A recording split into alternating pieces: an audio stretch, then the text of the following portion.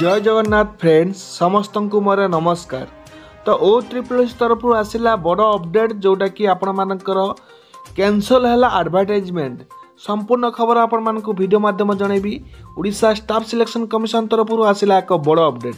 निहाती भाव में भिडियोटी संपूर्ण रूप से देखूँ जहाँद्वारा कंप्लीट इनफॉरमेशन पाइपर। जो मैंने चैनल को प्रथम थर पर नुआ आती भाव चैनल को सब्सक्राइब करनी सहित भिडियोटी को लाइक कर निज फ्रेंड्स मान सहित शेयर करनी बहु मात्रा जहाँद्वारा समस्त भिडियोटी पहुँच पार।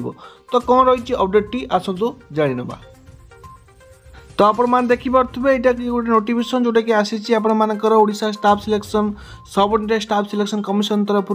तो आपण 24 डिसेम्बर 2024 आसी माने आज डेट रे आसी invitation for online application for the post of teacher in government school under ST and SC development department जोटा कि आपण रही MN BCW डिपार्टमेंट रही जोटा कि आप ST एंड SC डेवलपमेंट तरफ in continuation of the commission advertisement number 1449 OSSC dated 31/8/24 notice number 1450 OSSC dated 31/8/24 and 1519 OSSC dated 6/9/24 the advertisement for filling up 2629 district cadre post of a different category of teacher in government school under ST and SC development M and BCW department is hereby cancelled.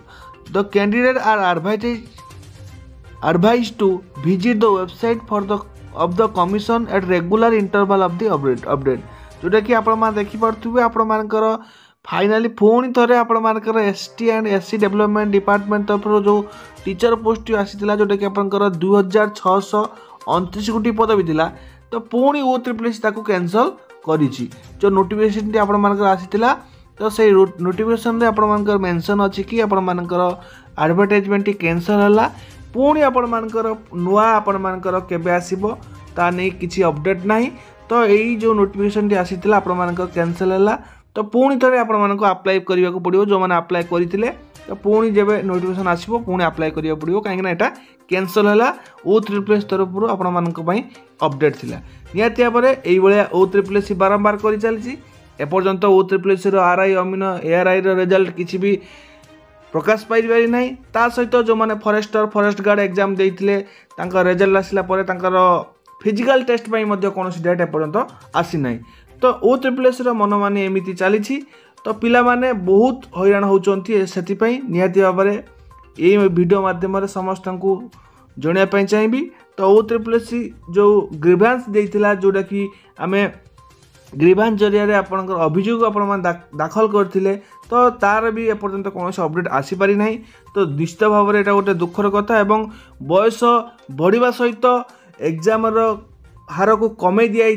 तो निहाती भाव में OSSC तरफ एटा एक आम कहीपर जोटा कि पदक्षेप ठीक से नि जाऊना एवं ओडिशार पिला माने बहुत हैरान होती। से आम चाहूँ कि OSSC शीघ्र यार रिपोर्ट दो कि शीघ्र यार तदंत करू जहाँ भी कम्प्लेन होता एवं तार रिजल्ट प्रकाश करू एवं ता सहित RI अमीन एग्जाम जहाँ भी थिला रिजल्ट ताकू आणु। तापर आपर पुणी जो पुनर्निजुक्ति दाबी होता तापर कौन पदक्षेप नियाई से विषय जनाऊ। तो जहाँद्वारा कि समस्ते छात्र छात्री मैंने उपकृत हो पारे। तो निहाती भाव में आज भिडियोटी ये भिडियोटी भल लगी लाइक करेंगे शेयर करेंगे चैनल को नुआ सब्सक्राइब करेंगे। रोची धन्यवाद। जय जगन्नाथ।